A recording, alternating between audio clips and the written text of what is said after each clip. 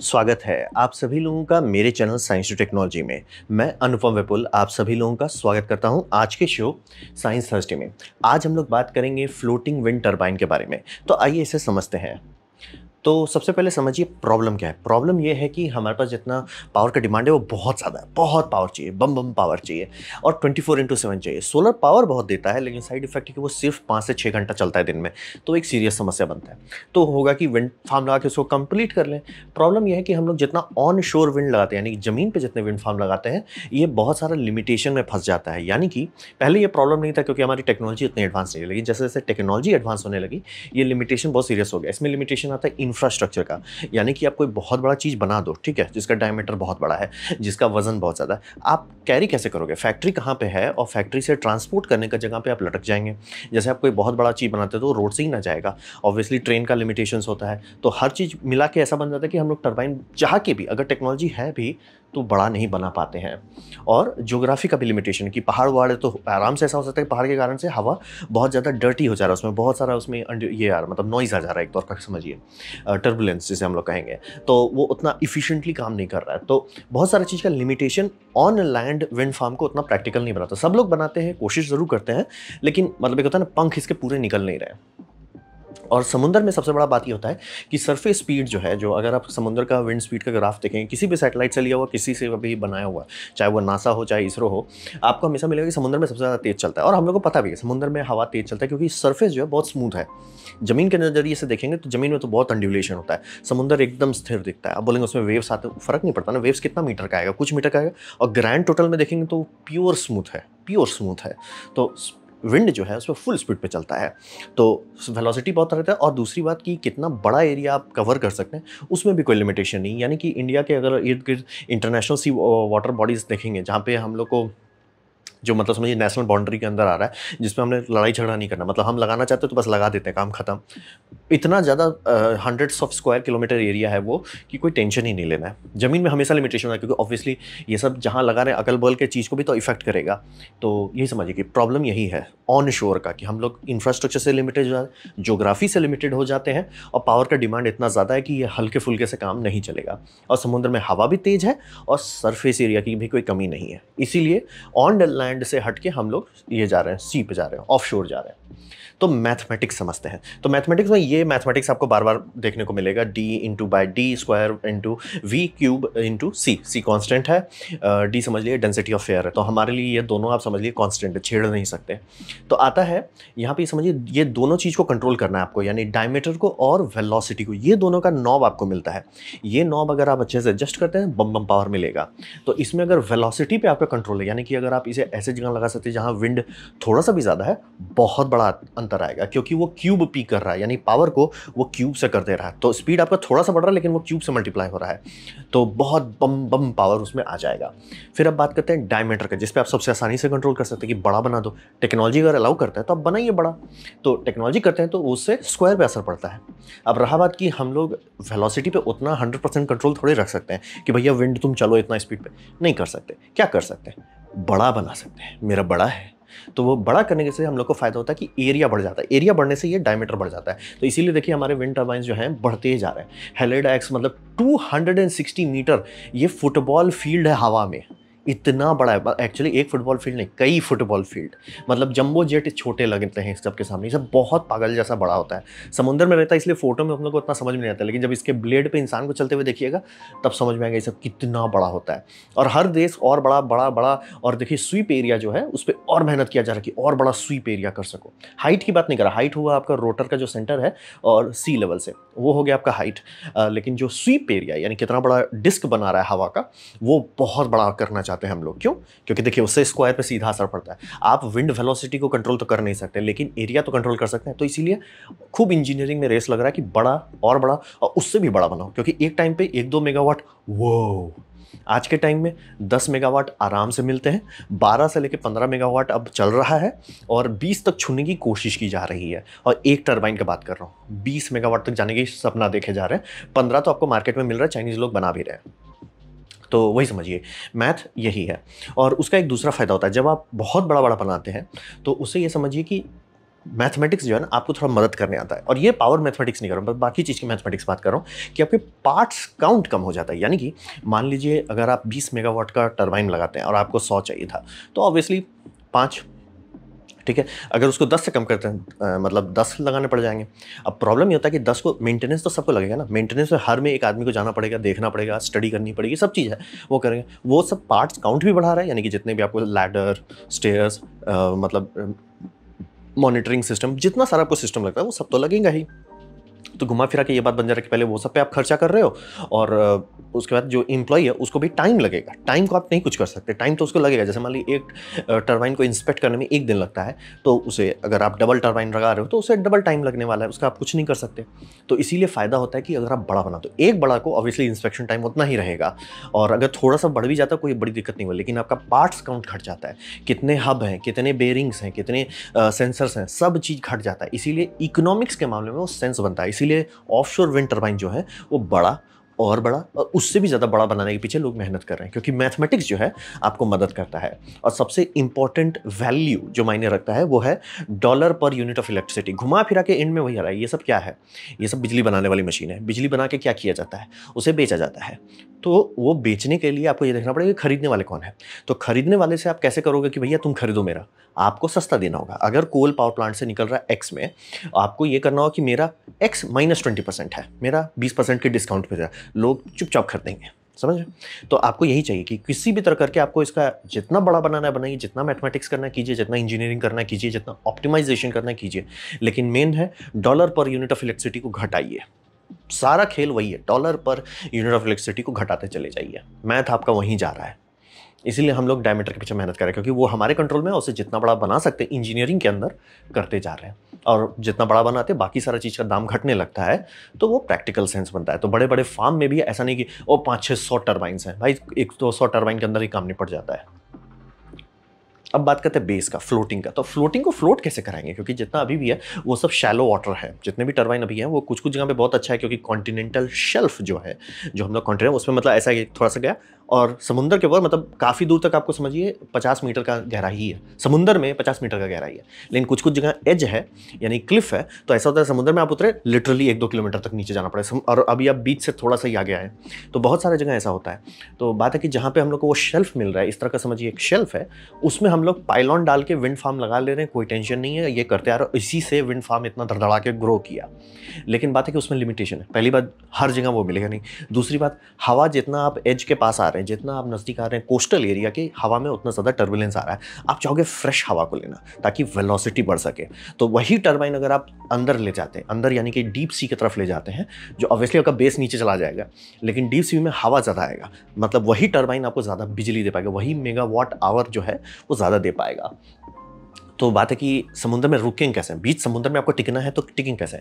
इस मामले में हमारा ऑयल और गैस प्लेटफॉर्म जो है, जिस पे हम लोग लगभग 100 साल का मेहनत किए हैं, ये बम टेक्नोलॉजी है। इस पे कोई डाउट नहीं है, कोई डिस्कशन नहीं है। क्या हम लोग ऐसा चीज़ बना सकते हैं जो समुद्र में खड़ा रह के टिक सकता है आराम से? कोई टेंशन भी नहीं लेना है। और ये सब में हम लोग बहुत लंबा एक्सपीरियंस है, 25 साल का एक्सपीरियंस है, 50 साल का एक्सपीरियंस है, 75 साल का एक्सपीरियंस है। मतलब लोड नहीं लेना है, एक्सपीरियंस के ऊपर एक्सपीरियंस है। ये सब बम चीज़ है, आपको डाउट नहीं होना है। क्या हमें पता है कि ये सब टिकेगा? टिकेगा, टिक रहा है। और इस सब में से जितने के साथ भी एक्सीडेंट हुआ ये ह्यूमन एरर्स का कभी हुआ। कभी भी ऐसा नहीं कि नेचर ने इसकी बैंड बजा दी। नेचर को बोलता है हट हट हट, टाइफून आ गया, हुलुलुलुलु हट, बस ये होगा कि हेलीकॉप्टर नहीं जाएगा उस टाइम ऑब्वियसली। लेकिन बाकी सबको कुछ फर्क नहीं पड़ता। ये सब मतलब कभी तो देख के हैरान हो जाएंगे कि कितना मजबूत ये सब चीज़ है, और हम लोग बनाते आ रहे हैं। और जी 50 साल से बना रहे हैं, कोई टेंशन वाली बात नहीं है। तो क्वेश्चन इसमें है ही नहीं कि क्या हम लोग ऐसा चीज़ बना सकते जो समुद्र को संभाल सके। ऑयल एंड गैस इंडस्ट्री बोलेगा भैया हम कितना कैटलॉग देते हैं, सर आप चुनिए आपको कौन सा चाहिए, कौन सा आइलैंड आप बनाना चाहते हैं, फ्लोटिंग चाहते हैं, प्लेटफॉर्म चाहते हैं, एंकर्ड चाहते हैं, अनएंकर्ड चाहते हैं, आपको जो चाहिए हम देंगे सर, कैटलॉग है हमारे पास, टेंशन मत लीजिए। लेकिन क्वेश्चन होता है दाम का। क्या ये सब है, लेकिन ये सब का पैसा अपना समझ के बहाया गया है, अपना समझ के। और ये सब ऑयल बनाता है तो भी समझिए कि इन लोगों को कई दशक लगते हैं रिटर्न ऑन इन्वेस्टमेंट देने में। तो हम लोग को विंड फार्म चाहिए, टेक्नोलॉजी है, बस किसी तरह इसका दाम बैलेंस करना है। थैंकफुली रिक्वायरमेंट सिंपल है, क्योंकि ऑब्वियसली ये सब में बहुत ज़्यादा सेफ्टी मार्जिन रहता है, क्योंकि बूम वाले लिक्विड रहते हैं इनके पास, तो सेफ्टी मार्जिन अलग तरीके का रहता है। विंड में उस तरह का नहीं है, लेकिन अलग थोड़ा हवा से वो सीधे आप समझिए हवा से एनर्जी निकालना चाहते हैं बिना टिल्ट हुए। तो वो करने के लिए थोड़ा सा मेहनत करना पड़ेगा और हमें दाम घटाना है, लेकिन कॉम्प्रोमाइज़ नहीं करना है कि सेफ्टी नहीं कॉम्प्रोमाइज़ हो जाए कि हाँ भाई जो स्ट्रक्चर्स हम लोग आंख मूंद करके बोले भैया ये 25 साल तक इसका कुछ नहीं होना है, वो पता चला 12 साल में ही डूब गया, वैसे काम नहीं चलेगा। कॉम्प्रोमाइज़ नहीं कर सकते। यहीं पे मेन पूरा रिस्क कैलकुलेशन जो हो रहा है वहीं हो रहा है। टेक्नोलॉजी है, बस उसे लो कॉस्ट बनाना है। और ये करेंगे कैसे? फिजिक्स में कैसे करेंगे? फिजिक्स में होता है ना कि सेंटर ऑफ बुयंसी जो है, यानी कि पानी जो आपको ऊपर ठहरा है उसका एक सेंटर बनता है, जिसे हम लोग कहते हैं सेंटर ऑफ बॉयंसी। वो बॉयंसी जो होता है सेंटर ऑफ ग्रेविटी से ऊपर कर देना होता है, तभी ये सब उतना स्टेबल रहता है। यानी कि आपका जो भी ब्लॉक है उसमें आप बैलेस्ट वेट डालोगे, या पानी भी डाल सकते हो, अगर आप चाहो तो वाटर चेंबर के तौर पे भी कर सकते हैं। तो बैलेंस डाल के आपको सेंटर ऑफ ग्रेविटी एकदम नीचे कर देना है। बॉयंसी का पॉइंट आपसे ऊपर आ जाएगा, तो उससे ये होगा ना कि अगर समुद्र आपको हिलाता है, खुद ब खुद एक टॉर्क बनता है जो आपको सीधा कर देता है। ये सारे वैसे ही चलते हैं। और ये सब को मतलब आप चेन डाल के ये कर सकते हो, थोड़ा स्टेबिलिटी दे सकते हो, या कुछ इसमें चेन में टेंशन डाल दिया जाता है ताकि एकदम स्थिर रहे। डिपेंड करता है, बहुत सारे ऑयल रिग्स को एकदम बोल दिए तो बोल दिए, यहाँ से हिलना नहीं, क्योंकि पाइप सीधे ड्रिलिंग हो रही है, वो पाइप नहीं मतलब मुड़ना नहीं चाहिए। तो वो सब में बहुत सीरियस एंकरिंग की जाती है कि भैया तूफान आ जाए, सुनामी आ जाए, कोई फर्क नहीं पड़ने वाला, वो हिलने वाला नहीं है। वैसा भी कर सकते हैं अगर चाहते हैं तो। इसलिए बोल रहे ये टेक्नोलॉजी पूरी तरह से सॉर्टेड है, बस हमें कम बजट में करना है। और लॉजिक मैथमेटिकली बस यही है कि बुयंसी का पॉइंट जो है हमेशा सेंटर ऑफ ग्रेविटी से वो होना चाहिए, और जितना लंबा कर पाएंगे उतना स्टेबल हो जाएगा। इसी सब ऑयल रिग मतलब वेव्स आ रहा है, 10-10 मीटर का वेव आ रहा है, देख के समझ में नहीं आता क्यों बोल रहे समुद्र में कुछ अगल बगल नहीं है कि साइज इसका समझ में है। फिर आप एक आदमी का छोटा सा बोट देखता है, बोलते बड़ा है। तो वैसे बेस टेक्नोलॉजी यही है। हम लोग ऑयल एंड गैस प्लेटफॉर्म को ले रहे हैं, फिजिक्स वही है कि बॉयंसी को ऊपर कर दो, सेंटर ऑफ ग्रेविटी को नीचे कर दो, और इसके ऊपर ऑब्वियसली एंकर आप लगाना चाहते हो लगाओ। एंकर लगाने की जरूरत भी पड़ेगी, क्योंकि अगर इससे जो पावर केबल्स निकल रहे हैं उसको भी तो एक स्थिर जगह चाहिए ना, कि पावर केबल को आप ऐसे ऐसे करते हैं वो टूट जाएगा। तो इसीलिए पावर केबल पर भी मेहनत करना है, तो स्टेबिलिटी हमें चाहिए। अब बात करते हैं इसका कॉन्सिक्वेंस क्या होगा। तो कॉन्सिक्वेंस ये समझिए कि अभी जो है इसमें सबसे बड़ा डिज़ाइन जो काम चल रहा है, इसमें मटेरियल कॉस्ट ज़्यादा है, यानी कि कितना टन ये स्टील खा रहा है, कितना टन ये कंक्रीट खा रहा है, वो बहुत ज़्यादा बड़ा है। मतलब ये अपना समझ के मेटल खाता है, तो ऑब्वियसली दाम बढ़ जा रहा है। मैं बाकी सारे चीज़ का दाम हटा देता हूँ, कंस्ट्रक्शन का दाम हटा दे रहा हूँ, सबका इंजीनियरिंग का दाम हटा रहा हूँ, सब हटा। लेकिन जो रॉ कॉस्ट है जो नहीं बदलेगा वो है कि रॉ मटेरियल कितना जा रहा है। तो कोई चीज़ जो जैसे मान ली 8 टन का है वर्सेस कोई चीज़ जो 80 टन का है, 80 टन का दाम ज़्यादा होगा, क्योंकि 80 टन मटीरियल लगा है। यहाँ पर भी वही समझिए कि ये सब जो पाइलॉन्स वाले स्ट्रक्चर बनाए जा रहे हैं, हम लोग का अभी तक है ट्यूब बनाओ, ठूंस 200 जमीन में, काम खत्म। लेकिन आप एक फ्लोटिंग स्ट्रक्चर बना रहे हो, वो आराम से जो चीज़ 200 टन का है वो आराम से 2000 टन तक चला जा रहा है। तो वही समझिए मटीरियल का दाम अपना समझ के भाग रहा है। फिर पावर लाइन जो मैंने आपको बताया कि ये सब में चूंकि फिक्स है, ये जमीन से हिलने वाला नहीं, क्योंकि एक तो समझिए एक मतलब जैसे होता है ना नदी का जो एकदम शैलो एरिया होता है जहाँ पे आपका पैर जमीन छू रहा है, वैसा ही है, सब खड़ा है बेसिकली। इनका बस पैर डूबा हुआ है, डूबे नहीं है, बस पैर डूबा हुआ है। तो इनका पावर लाइन बिछाना बहुत आसान हो जाता है, बस पावर लाइन आराम से बिछा दिया, फिक्स जगह है। लेकिन अब फ्लोटिंग स्ट्रक्चर है, तो पहले तो उस फ्लोटिंग स्ट्रक्चर को इतना स्थिर करो कि वो पावर लाइन हिले डोले नहीं, लेकिन पावर लाइन हिलेगा डोलेगा है ही, तो थोड़ा सा उसमें भी फ्लेक्स होना चाहिए। तो ये सब करना पॉसिबल है, लेकिन दाम जो है भाग जाता है ये सब जो आप करते हैं तो। और अभी के टाइम में जितने भी एक्सपेरिमेंट्स किए गए, बना लिए हम लोग, इंजीनियरिंग कर लिए, डेमो भी कर रहे हैं, तो उसमें हिसाब ये आ रहा है कि जो पर यूनिट ऑफ इलेक्ट्रिसिटी है वो ज़्यादा महंगा आ रहा है। तो अब रहा बात कि क्या इस तरह का पावर का कोई यूज़ है अगर मान लीजिए महंगा आता है। हाँ, क्योंकि आप ये समझिए कि हर तरह के पावर का रेटिंग सेम नहीं है। जैसे कि अगर ऑयल एंड गैस, जैसे मान लिया फिनलैंड है, ऑयल एंड गैस से आपका मेन पावर आ रहा है, लेकिन एक रशिया बोलता है कि हम बंद कर देंगे। उस टाइम पे गवर्नमेंट कितना पैसा पे करेगा बिजली के लिए? कुछ भी पे करेगा। तो आप बोलोगे कि सर मेरा 10% ज़्यादा महंगा है, लेकिन रिन्यूएबल है, सर आपको लोड नहीं लेना है, चलता रहेगा। वो चुपचाप से बोलेंगे, चुपचाप से पैसा लो, हमको ही दे दो। तो ये भी समझना होता है कि इसमें समझिए एनर्जी सिक्योरिटी जो होती है वो भी दाम पे असर डालता है। तो अगर आप दे पाते हो कि मेरा ऑन टाइम इतना है और मैं आंख मूंद करके कुछ भी हो जाए आपको मिनिमम इतना दूंगा ही, और ये 24/7 × 365 × 15 ईयर्स तक रहेगा, लोग कई बार महंगा बिजली भी खरीदने को तैयार हो जाते हैं, क्योंकि सेफ्टी भी एक चीज़ होती है। हमारे ग्रिड में सेफ्टी चाहिए कि भैया ग्रिड है तो है। कम बेसिक आप करने के लिए कोल से मैनेज कर लो, न्यूक्लियर से मैनेज कर लो, लेकिन अगर बेस स्टेबल हो जाता है बम हो जाता है। अभी लेकिन थोड़ा महंगा है।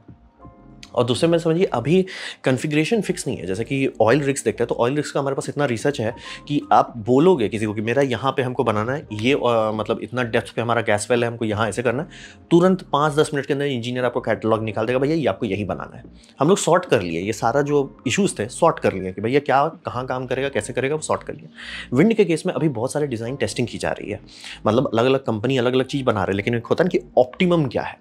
क्योंकि विंड टरबाइन पहली बार हम लोग ऐसा नौटंकी कर रहे हैं कि भाई समुद्र में तुम तैरते रहो, तो उसको कैसे करना है, कैसे उसको डिज़ाइन करना है, कैसे कॉन्फ़िगर करना है, ये सब अभी जो है हमारे पास पूरा डिटेल नहीं है। तो अभी कॉन्फ़िगरेशन सब ट्राई कर रहा है, अभी 4-5 कंपनी ट्राई कर रही है। समय के साथ धीरे-धीरे होगा कि नहीं भैया ये डिज़ाइन है जो minimum amount of material, minimum amount of cost में मैक्सिमम अमाउंट ऑफ डिलीवरेबल दे देता है। तो वो अभी समझिए फाइनल विनर केस में हम लोग नहीं पहुँचे, लेकिन पहुँच जाएँगे कुछ देर में। और मरीन लाइन पे क्या इफ़ेक्ट पड़ेगा वो हमें नहीं पता है। जैसे समुद्र के अंदर कुछ लोगों का कहना है कि इससे पॉजिटिव असर पड़ता है, क्योंकि उसके इर्द-गिर्द वाले एरिया में जैसे बहुत सारे और भी हैं, ऑयल प्लेटफ़ॉर्म भी है, तो वहाँ पे ये होता है कि सी लाइफ़ ऐसे समझिए कोरल रीफ जैसा बना लेता है। तो लाइफ़ वहाँ का जो नेचुरल था वो तो चेंज हो जाता है, लेकिन एक तो समझिए ऐसा होगा कि एक नया जंगल आ गया, तो लाइफ अडॉप्ट कर लेता है। कुछ लोग कहे कि नहीं, कुछ हॉस्टाइल क्रीचर्स आ जाते हैं, उस तबाह कर देते हैं। ये है मतलब कॉम्प्लेक्स है, हमें एग्जैक्ट पूरा डिटेल नहीं पता। बर्ड्स का भी बात है, और बर्ड्स में सबसे बड़ा दिक्कत ये है कि माइग्रेटिंग बर्ड्स जो हैं वो तो सीधा इसी इन्हीं के पास से गुजरेंगे, और ऑब्वियसली बर्ड्स भी विंड का फ़ायदा उठा के चलते हैं और उन्हीं के रास्ते पे ले रहा है। सबका स्वीप एरिया इतना बड़ा है कि भिड़ेंगे ही। तो वो सब क्या करना है, कैसे करना है, अभी हमारे पास पूरा डिटेल नहीं है। कौन है इसमें मैं एकदम क्लियर कर देना चाह रहा हूँ, अभी पूरा डिटेल नहीं है। लेकिन फ़ायदा क्या है? फ़ायदा ये है कि इसका कॉस्ट में जो सबसे ज़्यादा मायने रखता है लोगों को, दाम, टका, कीमत, उसको सॉल्व करना सबसे आसान है। बस बड़ा करते जाओ, बड़ा। और मैं टरबाइन बड़ा करने की बात नहीं कर रहा हूँ। अभी हम लोग क्या कर रहे हैं, 4-5 ठो ट्रायल प्रोटोटाइप्स बना रहे हैं, सारा टेस्टिंग हो रहा है। 50 का ऑर्डर करें दाम घटेगा, 500 का ऑर्डर करें दाम बहुत घट जाएगा। और रहा बात की जैसे अभी हमारे पास ये टूल नहीं है, जैसे ये क्रेन्स दिखा रहे हैं, ये सब क्रेन इस फील्ड के लिए नहीं बना है। ऑफशोर विंड का कॉस्ट घटाने में बहुत सारे टूल के भी डेवलपमेंट हुए, और टूल का डेवलपमेंट ऐसा नहीं कि नया टेक्नोलॉजी है। टूल का डेवलपमेंट होता है, अच्छा आप ये करोगे, ये आप 500 बार करोगे, तो हम उसके लिए जिग बना लेते हैं, हम उसके लिए एक स्ट्रक्चर बना लेते हैं जो इस काम को आसान कर देगा। जैसे होता है ना, गाड़ी का जब डिमांड होता है तभी गाड़ी की फैक्ट्री डाली जाती है, तभी जाके गाड़ी का दाम घटता है। वैसे यहाँ पे भी करना पॉसिबल है, और हमारे पास हिस्ट्री है। एग्जैक्टली यही रास्ते से सोलर सस्ता हुआ, एग्जैक्टली यही रास्ते से सारी चीज़ सस्ती हुई, तो हमें पता है कि ये करना कैसे है। सबसे पहला इसका वही है कि वो महंगा है, ये कोई लॉजिक नहीं है। जो लोग लंबा गेम खेल रहे हैं, अभी महंगा इसलिए है कि प्रोटोटाइपिंग हो रही है। लेकिन अगर हो जाएगी, गवर्नमेंट हो जाएगी, भैया मैं ऑर्डर करता हूँ 5000 टरबाइन का, दाम बहुत कम आएगा पर टरबाइन का। अभी पर टरबाइन मान लीजिए $200 मिलियन खा रहा है, आराम से हो सकता है पर टरबाइन 50 मिलियन तक उतर जाए। तो वही समझिए, वो हमें पता है कैसे दाम घटाना है, वो रास्ता सॉर्टेड है। उसको बस समझिए, इन्वेस्टमेंट डालते जाओ, दाम घटते चला जाएगा। सोलर में एग्जैक्टली यही हुआ, ऑफशोर विंड जो अभी चल रहा है उसमें भी यही हुआ। तो हमारे पास टाइम डेटा है कि ऐसा ही होता है। दूसरा, जितना भी इनको टेक्नोलॉजी चाहिए, सुनने में लगता है कि अरे इतना बड़ा स्ट्रक्चर समुद्र के नीचे बस ऐसे आप फ्लोट करते रहोगे।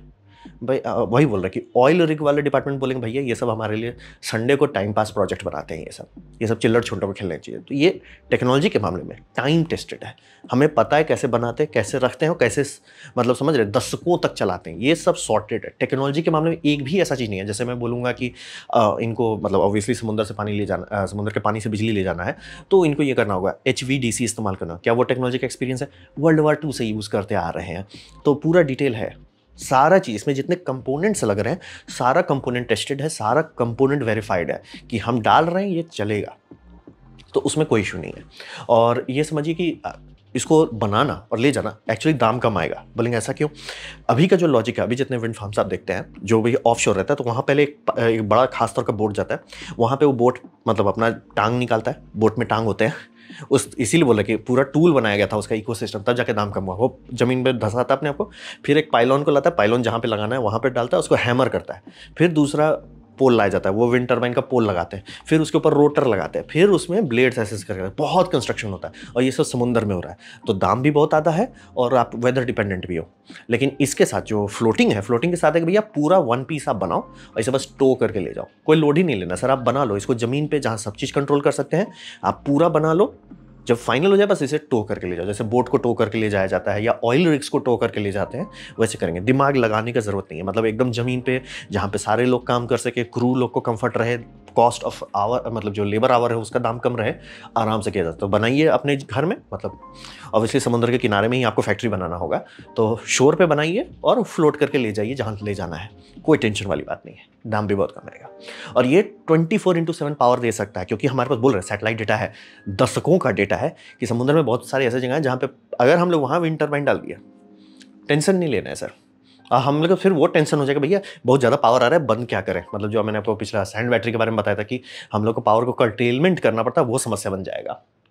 तो भाई समझिए, पावर की कमी नहीं है और अबंडेंट है, यानी कि अगर आपको हो कि हम पूरा इंडिया चलाना चाहते हैं, क्या कर सकते हैं आराम से, हम पूरा USA चलाना चाहते हैं आराम से, हम पूरा यूरोप चलाना चाहते हैं आराम से। इसीलिए यूरोप कूद रहा है, उनको दिख गया भाई, उन्होंने मैथ डाल के देख लिया, टेस्ट भी कर लिया, प्रोटोटाइपिंग कर लिया, भैया यहाँ बिजली की कमी नहीं होने वाली है, डालो डालो, अपना समझ के पैसा डालो। और हर डेटा, इसलिए बोल रहे हैं सैटेलाइट डेटा से भी लेके जितने विंड फार्म हम लोग लगा चुके हैं, चाइना कूद गया है इस पे। ये समझिए, ये बात इतना सीरियस है कि चाइना आंख मूंद करके पैसा डाल रहा है इसमें। ये चाइना का बनाया हुआ और दुनिया का सबसे बड़ा चाइना के पास आ गया अभी।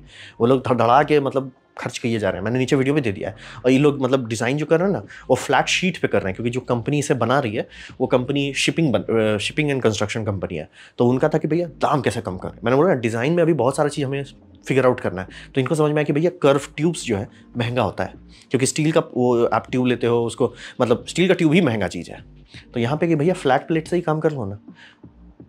मतलब बहुत सटल चीज़ है जिस पे मेहनत कर रहे हैं और धड़धड़ा के दाम घटाते जा रहे हैं, और देखते देखते चाइना एक अपना संभाल लेगा। और चाइना भी चाहता है ऐसा, क्यों? ताकि उनको डिपेंडेंट नहीं रहे कि रशिया भैया आप गैस दे दो, या ऑस्ट्रेलिया से जो कोयला खरीदते हैं। मुझे भी नहीं पता था चाइना ऑस्ट्रेलिया से जाकर कोयला खरीदता है। तो कोई कंट्री नहीं चाहती है, इंडिया को छोड़ दीजिए, आप चाइना को छोड़ दीजिए, यूएसए भी नहीं चाहता, कोई नहीं चाहता कि मेरा बिजली कहीं और से आए। तो कहाँ से हम इतना बिजली ला सकते हैं? सोलर बहुत बढ़िया चीज़ है, बहुत बम बम कर ले, लेकिन होता ना कि भैया रात को क्या करोगे? तो रात को यही ऑफशोर विंड फार्म, खासतौर पे फ्लोटिंग वाला, समस्या सुलझा देता है, क्योंकि इसे आप वहाँ रख सकते हैं जहाँ पे सबसे बम बम हवा मिल रहा है।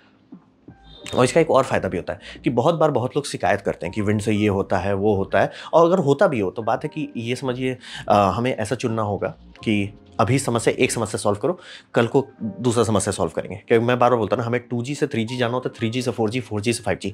ऐसा कूद नहीं सकते कि जैसे कि अभी बहुत लोग कहें कि विंड को बंद करो, विंड फार्म नहीं लगाओ क्योंकि उससे बर्ड्स का नुकसान होता है। अगर नहीं किए, बर्ड्स ही नहीं बचेंगे। बर्ड्स का नुकसान होता है वो छोड़ दीजिए, बर्ड्स ही नहीं बचेंगे, क्योंकि हम लोग पूरा प्लैनेट को भूंज देंगे। तो समझिए, वही बोल रहे हैं, मतलब स्टेप बाय स्टेप अभी ये प्रॉब्लम सॉल्व करते हैं, फिर उसको सॉल्व करेंगे, फिर धीरे धीरे और करेंगे, और उस पर भी इंजीनियर्स लगे हुए हैं। तो ये समझना बहुत जरूरी है। और इसका सबसे अच्छा फायदा कि आउट ऑफ साइट है, यानी कि हमारा धरती का जो कर्वेचर है, 1 किलोमीटर से ज़्यादा दूरी पे आप चले जाते हो, मतलब एक स्पेसिफिक डिस्टेंस आता है, आपका हाइट कितना है सी लेवल से, आप वो डिस्टेंस जानो, उससे थोड़ा सा दूर चल जाओ, जैसे आता है कि 21 किलोमीटर्स। और ऑब्वियसली आपका साइज़ कितना है, हाइट कितना है, उसके हिसाब से भी आप एक हाइट से आगे चल जाओ, किसी को दिखेगा नहीं, कोई शिकायत नहीं करेगा। ये सबसे बढ़िया बात है कि शिकायत कोई करेगा ही नहीं सर, किसी को पता ही नहीं कहाँ है। मतलब क्रूज़ में बहुत ज़्यादा लोग जाते नहीं है। और रहा बात की बीच में आने वाले, जब तक बीच से दिख नहीं रहा कोई नहीं शिकायत करेगा। Out of sight out of mind की आम पब्लिक इसके पीछे हाई तौबा नहीं करेगी, इन्वायरमेंटलिस्ट इसके पीछे हाई तौबा नहीं करेंगे, ये भी एक अच्छी बात है। और यही बोल रहा हूँ कि कैसे जानते हैं कि ये चीज़ सीरियस है? चाइना पैसा पानी की तरह बहा रहा है और यूरोपियन यूनियन तो टूट पड़े हैं इसके पीछे। और थैंकफुली पुतिन जो नौटंकी किया था उसके चलते ये लोग पैसा आंख बंद करके बाहर है। क्यों बोले? एनर्जी में दो चीज़ होती है, एनर्जी की यूटिलिटी होती है और सेफ्टी होती है। सेफ्टी है आपके पास क्योंकि विंड आपका है, मतलब आपका एज इन लाइक टरबाइन आपकी है तो आपका ही, उसका जो एनर्जी आउटपुट है आपका है, और वो चलता रहेगा। बोलेंगे नहीं हमेशा नहीं चलता, ऑब्वियसली नहीं चलता है, लेकिन एक तो सोर्स हो गया ना कि है सर वो सोर्स। और ऐसा नहीं है ना कि सर उसका कोयला महंगा हो रहा है या यूरेनियम पे सैंक्शंस लग रहे हैं कि गैस पे पाइप बंद हो रहा है, कुछ नहीं सर, है तो है। आपके इंसान के कंट्रोल से ऊपर चला गया है वो, कि भैया नेचर है। और जितना हम लोग सैटेलाइट्स लगा चुके हैं, जितना एनालिसिस कर चुके हैं, बहुत प्रिसाइसली बता सकते हैं कि ये फार्म है, ये इतना बिजली देगा, इतना बचे, काम खत्म। तो बाकी सारे आराम से इसे मैनेज कर सकते हैं। तो हमारे से है इसका मतलब, बोल रहे चाइना कूद गया इसके पीछे, समझ लीजिए कि बहुत सीरियस बात है, इससे ज़्यादा सीरियस नहीं हो सकते। तो ये था मेरा प्रेजेंटेशन फ्लोटिंग विंड फार्म के बारे में। उम्मीद करता हूँ आपको अच्छा लगा, कुछ सीखने मिला, कुछ समझ में हो। अगर ऐसा है लाइक कर दे, दोस्तों शेयर कर दे, उससे मेरा काफ़ी भला होगा। नहीं अच्छा लगा, नहीं पसंद आया, कोई बात नहीं, आप डिसलाइक दबा सकते हैं। मैं कहूँगा डिसलाइक 2 बार दबाएं, उससे मुझे पता चलेगा कितना ना पसंद हुआ है। मैं आपसे कहूँगी कमेंट लिखे, मैं हर कमेंट को पढ़ने की कोशिश करता हूँ। आपसे कहूँगा सब्सक्राइब कीजिए, बेल दबाइए अगर आप फ्री हैं तो। आपने मेरा वीडियो देखा, जानकर मुझे बहुत खुशी हुई। धन्यवाद।